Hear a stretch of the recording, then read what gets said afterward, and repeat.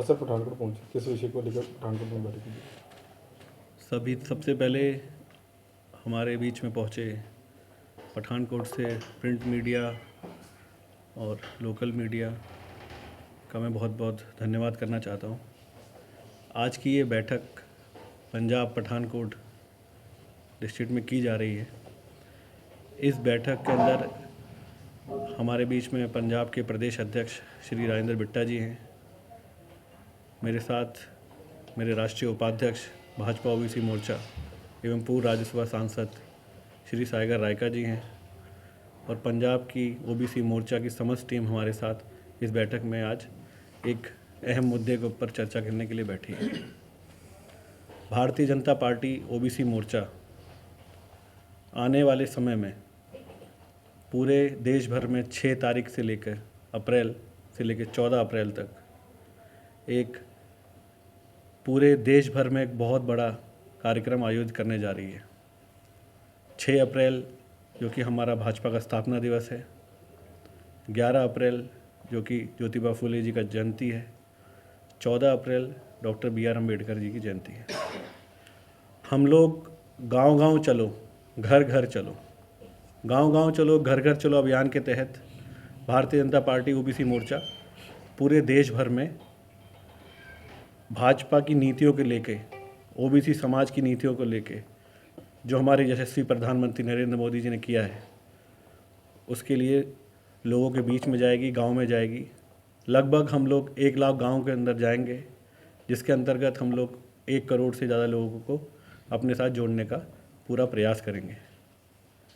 ये हमारा संगठन ने, हमारे राष्ट्रीय अध्यक्ष डॉक्टर K लक्ष्मण जी, राष्ट्रीय कार्यकारिणी जो कि ओबीसी मोर्चा गुरुग्राम में हुई थी, उसमें ये तय किया गया। उसी के आधार पर हम लोग पूरे प्रदेश भर में इस कार्यक्रम के लिए सभी लोग प्रवास पे निकले हुए हैं। आज पठानकोट में भी हमारा आने का सौभाग्य मिला। ओबीसी समाज के लिए नरेंद्र मोदी ने जो किया है, उसके लिए 70 साल से जो कांग्रेस पार्टी सत्ता में थी, उन्होंने आज तक इस समाज को वंचित रखा। केवल वोट बैंक का हिस्सा लेने के लिए उन्होंने बरगला कर उनके वोट को लेने का केवल काम किया। हमारे नरेंद्र मोदी जी ने जहां 27 ओबीसी मिनिस्टर देके ओबीसी समाज का प्रतिनिधित्व देश की सर्वोच्च पार्लियामेंट के अंदर दिया है, उसी के साथ नीट जैसे डिसीजन के अंदर जो कि MBBS और अंडर ग्रेजुएट कोर्सेज के अंदर 27% का रिजर्वेशन दिया, ये भी अपने आप में एक मील का पत्थर साबित होगा। इससे तकरीबन अभी तक 4500 बच्चे जो है MBBS में हमारे ओबीसी समाज के आ चुके हैं। उसके अलावा वेंचर कैपिटल फंड की बात हो, प्रधानमंत्री मत्स्य संपदा योजना हो, विश्वास योजना हो, इससे ओबीसी समाज के लिए आज एक अलग ही तरह के उत्साह है और ओबीसी समाज के लोग भी अब अपने अपने क्षेत्रों में आगे बढ़ने लगे हैं। जहां एक तरफ तो भारतीय जनता पार्टी ओबीसी समाज को साथ लेकर चलना चाहती है और दूसरी तरफ 70 साल जिस कांग्रेस ने शासन किया, वही कांग्रेस जो कि एक परिवारवाद के ऊपर अपनी टिकी हुई है और आगे भी ये चाहती है कि वो परिवारवाद के ऊपर इस देश के ऊपर दोबारा काबिज हो। परंतु लोकसभा का जो चुनाव है, जहां 2014 में नरेंद्र मोदी जी के नेतृत्व में हमें तकरीबन 15 करोड़ वोट मिला था और इस बार हमें 19 करोड़ से ज़्यादा वोट मिले थे, तो इस बार 2024 में भी हम लोकसभा चुनाव के अंदर और ज़्यादा बहुमत में आके हम लोग आने वाली सरकार को बनाने जा रहे हैं। हमारा जो लक्ष्य है वो सबका साथ, सबका विश्वास और सबका विकास है। हम लोग विकास की तरफ, प्रगति की तरफ सोचते हैं। हमारे नरेंद्र मोदी जी 360 डिग्री सोच के 24 घंटे काम करने के लिए वो लगे रहते हैं। वो अकेले ही जो है हमारे लिए प्रेरणादायक है। आने वाले भविष्य को सींचने के लिए वो आज इतनी कड़ी मेहनत कर रहे हैं। और दूसरी तरफ राहुल गांधी जी ने जो अभी जाति सूचक शब्द कह के जो गुजरात का जो हमारे मोदी जी के बारे में गलत कहा जाति सूचक शब्द के साथ, उसके साथ ही उन्हें जो 2 साल के लिए लोकसभा से हटाया गया, as per the people representative act उनको ये सज़ा दी गई।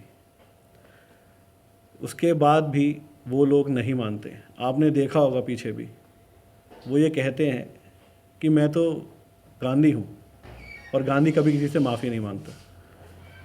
अरे भाई, आप गांधी हो, हम मानते हैं, परंतु इस देश के अंदर 125 करोड़ की जनसंख्या है जो कि भरोसा करके वोट देती है, जो कि विकास चाहती है। वो केवल अब आपके धोखे में आने वाली नहीं है। उसी प्रकार उनकी राजकुमारी, उनका भी आज स्टेटमेंट आया कि मेरा भाई तो राम है, पांडव है, हम लोग तो पांडव हैं। अरे ना आप राम हो, ना वो पांडव। राम तो मर्यादा पुरुषोत्तम थे, उन्होंने तो उसके लिए अपने मर्यादा के लिए पूरे अपने राजपाट को भी त्याग दिया था। तो मैं बस अपने इस बात को कहना चाहता हूँ कि जहाँ तो नरेंद्र मोदी जी विकास की धारा को बहाना चाहते हैं और उसकी तरफ ये लोग उसके अंदर अवरोधा अटका के लोकसभा को रोक के सत्याग्रह करने लगे हैं। कहाँ चला गया था आपका सत्याग्रह जब 70 साल पहले आप तो थे यहाँ पर, जहाँ आपने इमरजेंसी लगाई, जब ओबीसी समाज को रिजर्वेशन की बात आई, कालेकर की बात आई, आपने उस पर्चे को राजीव गांधी ने फाड़ के फेंक दिया था पार्लियामेंट में। तो हम लोग ओबीसी मोर्चा द्वारा पूरे देश भर में गांव गांव चलो घर घर चलो अभियान के तहत अपने इस अभियान के अंदर सभी चौपालों में जाके छोटी छोटी चौपाल लगाएंगे, गांव में छोटे छोटे प्रबुद्ध सम्मेलन करके महापुरुषों जो हमारे ओबीसी समाज के हैं, छात्र छात्राओं के अंदर मेधावी छात्र छात्राओं को प्रोत्साहन देने के लिए, और नरेंद्र मोदी ने जो बजट 2023 का इस बार पेश किया है उसके अंदर भी हम लोग ओबीसी समाज के लिए क्या क्या दिया गया है और देश के लिए क्या क्या दिया गया है उसके बारे में हम बात करेंगे। हम यहाँ पंजाब में हैं आज, यहाँ पर भी आम आदमी पार्टी की सरकार है। पीछे जहाँ उनका जो है, मैं तो उन्हें मुख्यमंत्री हैं, वो हमारे दिल्ली के मुख्यमंत्री, मैं दिल्ली प्रदेश से आता हूँ। उनका बजट हर साल 212 करोड़ से आज 1500 करोड़ पे पहुँच चुका है। वो है एडवर्टाइजिंग के पीछे भाग रहे हैं। और उसी तरफ वो हमारे प्रधानमंत्री नरेंद्र मोदी जी को भी बदनाम करने की पूरी साजिश करते हैं। कभी उन्हें अनपढ़ की ख्याति देते हैं, कभी वो उनको बोलते हैं कि ये तो लूटने लगे हैं। अरे भैया, आपको एक बार देखना चाहिए, प्रधानमंत्री मोदी जी ने पूरा ग्रेजुएशन किया हुआ है, आप उनकी डिग्री भी उठा सकते हैं। हमारे साथ हमारे राष्ट्रीय उपाध्यक्ष गुजरात से ही आते हैं, वो आपको इस बारे में बताएंगे कि नरेंद्र मोदी जी ने कहाँ से अपनी एजुकेशन ली है। तो केवल एडवर्टाइजमेंट के लिए एक नैरेटिव क्रिएट करके लोगों को बरगला के झूठी योजनाओं को दे के, जहाँ तो आपके दो उप मुख्यमंत्री मनीष सिसोदिया और दूसरी तरफ सत्येंद्र जैन जेल के अंदर पड़े हैं। अब तो कम से कम समझ जाओ, अब तो जो आपने जनता ने आपको, जनार्दन ने जो आपको डिसीजन दिया उसका सम्मान रख के दिल्ली की हालत को सुधारो। और पंजाब में भी वही इतना बुरा हाल है जो किसी से छुपा नहीं है। तो मैं तो बस यही कहना चाहूँगा कि भारतीय जनता पार्टी ओबीसी मोर्चा आने वाले दिनों में 6 अप्रैल से लेकर 14 अप्रैल तक इन सब चीज़ों को उजागर करेगी।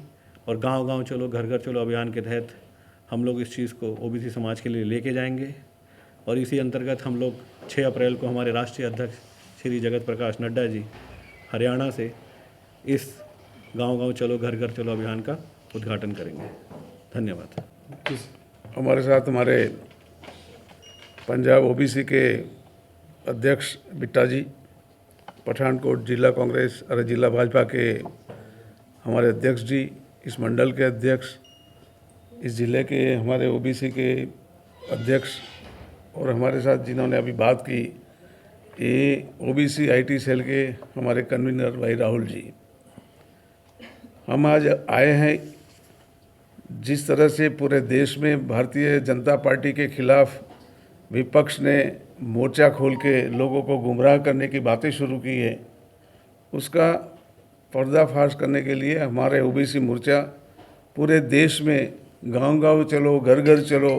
तो 8 साल में भारतीय जनता पार्टी की सरकार ने समग्र देश के लिए और विशेष करके ओबीसी के लिए जो कदम उठाए हैं विकास के, उनको तक देने के लिए उनकी बात करने का ये जो 6 अप्रैल से 14 अप्रैल तक का कार्यक्रम है।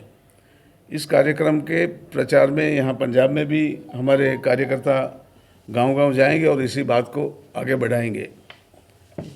भाई राहुल जी ने जो बात कही उसके साथ साथ मेरा भी यही कहना है कि कानून को नहीं मानना और कोर्ट ने जो वर्डिक्ट दिया है, सूरत की कोर्ट ने जाति सूचक शब्दों के खिलाफ उनको जो 2 साल की सज़ा और उनका सभ्य पद जो रद्द किया है देश की संसद से, तो वो हम कहते हैं कि बराबर है।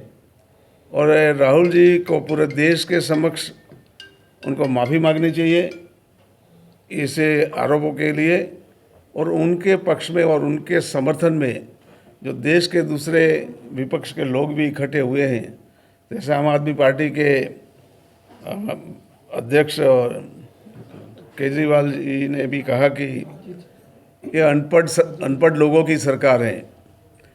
तो इनको पता नहीं है, मगर जब से हमारे देश के आदरणीय प्रधानमंत्री पढ़ाई करते थे तब से वो खूब वांचन के शौकीन थे। इन्होंने खुद भी कई किताबों में अपना योगदान दिया है और उनको पढ़ाने वाले प्रोफेसर सब कॉलेज के आज भी जिंदा है। इन्होंने गुजरात यूनिवर्सिटी से एमए एंटायर पॉलिटिकल साइंस में डिग्री इन्होंने ली है। तो ऐसी बातें करना ये एक देश के एक राज्य के मुख्यमंत्री के लिए मैं कहूँगा कि ये बहुत कमनसीब बात है। दूसरी बात रही राहुल जी की। राहुल जी ने जो कहा चुनावों में कि देश का प्रधानमंत्री ऐसा है, पूरे मोदी लोग ऐसे हैं और सारे देश के जितने भी मोदी है, मेहुल चौकसी और सब मोदियों के साथ उनको गिना दिया। तो ऐसी बिना कोई प्रूफ के बिना उलट सुलट आरोप लगाना का काम राहुल जी ने पिछले कई समय से किया है। आपको याद होगा कि जब विश्वनाथ प्रताप सिंह की सरकार थी और ओबीसी को रिजर्वेशन के बारे में एक बड़ा देश में आंदोलन चला था, उसी समय दिल्ली में उस समय के विपक्ष के नेता थे राजीव जी। तो राजीव जी ने भी उस आंदोलन में जो रिजर्वेशन का विरोध कर रहे थे, उन्हीं दिल्ली के बच्चों को समर्थन दिया था। इन्हीं के पुत्र है राहुल गांधी। इनको ऐसा बोलने का कोई अधिकार नहीं है। कानून में सिर्फ 2 लोगों को छुट्टी मिलती है, या तो कोई पागल आदमी हो या कोई छोटा बच्चा हो। देश की जनता आने वाले चुनाव में नक्की करेगी कि राहुल गांधी क्या है। जब इनको कोर्ट सज़ा दे रही है तो उनके पास आगे जाने के सब अधिकार होते हैं, उनको माफ़ी मांगनी चाहिए। और बार बार ऐसा बोलना एक बार की भूल नहीं है, बार बार ये सोच समझ के ऐसी साजिश कर रहे हैं और देश को उल्टे रास्ते पे ले जा रहे हैं। इसके लिए हमारे प्रधानमंत्री, देश के प्रधानमंत्री ने जो इस देश की जनता के लिए काम किए हैं, विशेषकर ओबीसी के वर्ग के लिए जो काम किए हैं, ओबीसी के बच्चों के शिक्षा के लिए, ओबीसी बच्चों को और रोजगारी के लिए, और समाज में पंचायत हो या कुछ भी हो उसमें उनको सबको एक मौका मिल जाए। आप देखोगे कि देश की प्रधानमंत्री, देश के राष्ट्रपति हमारे ट्राइबल समाज से आते हैं। इतने अच्छे अच्छे कदम उठाए, तो इस देश के ओबीसी के लोगों का अपमान राहुल गांधी ने किया है। और ये जो इन्होंने किया है उसमें पूरे देश के ओबीसी के लोगों के अंदर एक भयंकर रोष है, और इसमें राहुल जी को जल्दी से जल्दी माफ़ी मांगनी चाहिए। और हम हमारे ओबीसी के लोगों को आने वाले समय में इसी मुद्दे पे चुनाव के समय में ये बचपना, ये पागलपन लोग समझ चुके हैं और देश की जनता इसका करारा जवाब देगी। उस अपील के लिए हम लोगों के पास घर घर जा रहे हैं। हम हमारी बात रखेंगे, लोगों को समझाएंगे और भारतीय जनता पार्टी के फोल्ड में सबको लाके इसका करारा जवाब देंगे। आपने देखा कि गुजरात में सबसे ज़्यादा सीटें आई, इस समय 156 सीटें आई। निर्धारण है हमारे कार्यकर्ताओं का। आज ओबीसी वर्ग के कार्यकर्ता पूरे देश में इतने गुस्से में हैं कि जैसा गुजरात में रिजल्ट आया है, इसी प्रकार का रिजल्ट आने वाले समय में देश में पार्लियामेंट में भी आएगा, वो उनको दिख रहा है। इसलिए ये ऐसी बातें अपने राजकीय अस्तित्व के लिए कर रहे हैं। एक विश्व नेता के तौर पर जब हमारे देश के प्रधानमंत्री उभरे हैं और हमारा स्थान भी आगे बढ़ा है, हम क्रमशः जो पहले थे कांग्रेस के शासन में, इससे हमारे देश का गौरव बढ़ा है। ऐसे समय में हमारे ऐसे कर्मठ प्रधानमंत्री पहले मणिशंकर अय्यर ने भी कभी कहा था कि एक चाय वाला देश का प्रधानमंत्री बने। तो इस प्रकार के गलत आरोप लगाने का, और हमें तो गौरव है कि देश के गरीब आदमी या गरीब वर्ग में से हमारे देश के प्रधानमंत्री नेतृत्व कर रहे हैं, मगर जो हीन मानसिकता है, इस मानसिकता से लोगों को भरमारने का जो काम शुरू किया है, इसके खिलाफ उनको माफ़ी मांगनी चाहिए। देश की संसद को वो ठप करके बैठ जाते हैं, ये भी गलत काम है। यही चीज़ों के लिए हम गांव-गांव जाएंगे, लोगों को जगाएंगे और लोगों को इकट्ठित करके आने वाले समय में इसका जवाब देने के लिए कटिबद्ध बने हैं। यही हमारा कहना है। हम आपके बीच थोड़ा लेट आए, आप सबकी क्षमा चाहते हैं।